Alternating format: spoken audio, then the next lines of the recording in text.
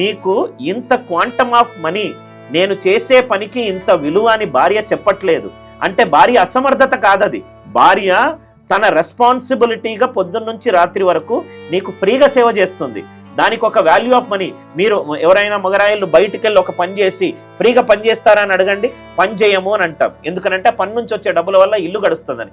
అలానే భార్య ఆలోచిస్తుంది. వైఫ్ హస్బెండ్ డబుల్స్ మ్యాచ్ ఆడుతున్నారు, సింగిల్స్ మ్యాచ్ ఆడట్లేదు.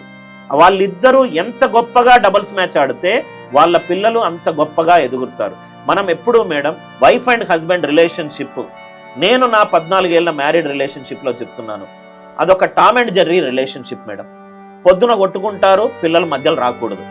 మధ్యాహ్నం వాళ్ళిద్దరు కలిసిపోతారు. వాళ్ళిద్దరి మధ్య అత్యంత అనుబంధం ఉంటే ఏదైతే గొడవని మ్యాక్సిమం గంట లోపల సాల్వ్ చేస్తారో ఆ wife and husband matured wife and husband.